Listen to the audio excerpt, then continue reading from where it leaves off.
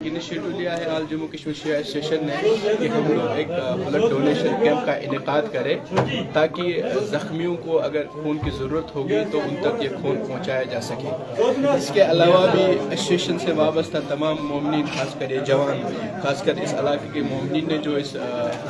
Blood bank کا جو ہے انعقاد کیا ہے، یہ ایک واضح پیغام ہے کہ ہم لوگ ہمیشہ سے اپنے ملک کے جو ہے محب رہے ہیں، وطن پرست رہے ہیں، رہیں گے اور ہمیشہ اسی طریقے سے اپنے ملک کی خدمت کرتے رہیں گے اور ملک سے جو ہے پیار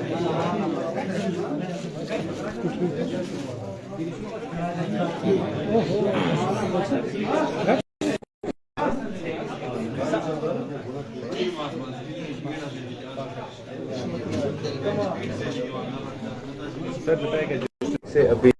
22 اپریل سے جو تنازعات لال بھارت کشیدگی میں اضافہ ہوا تھا، اس کے باوجود بھی آج آپ نے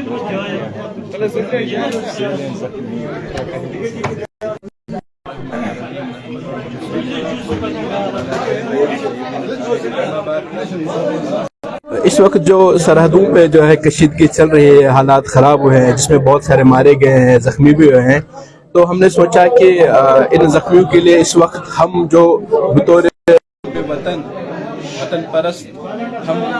کچھ کر سکتے ہیں، وہ یہ کہ ہم اپنے خون کا عہدہ کریں، بلڈ ڈونیشن کیمپ کا انعقاد کریں۔ اس لیے اس علاقے کے مومنین نے آج جموں کشمیر شیعہ ایسوسیشن نے اپنے حب وطنی کا اظہار کرتے ہوئے، اپنے ملک کے ساتھ محبت کا اظہار کرتے ہوئے اس بلڈ ڈونیشن کیمپ کا انعقاد کیا ہے تاکہ جو جہاں جہاں پر ضرورت ہو وہاں تک یہ پہنچایا جا سکے۔ اس کے علاوہ جب بھی انشاءاللہ ہمارے ملک کو ہماری ضرورت ہوگی، ہم ہمیشہ اپنے ملک کے ساتھ رہیں گے اور وفادار رہیں گے۔ جنگ بندی معاہدہ ہو گیا ہے ابھی بھی، لیکن کچھ شرپسند عناصر جو ہے وہ اس میں خلل ڈالنے کی کوشش کرے، کیا پیغام رہے گا آپ کو؟ دیکھیے، سب سے اچھا یہ کہ جنگ کسی کے بھی مفاد میں نہیں ہوتی ہے،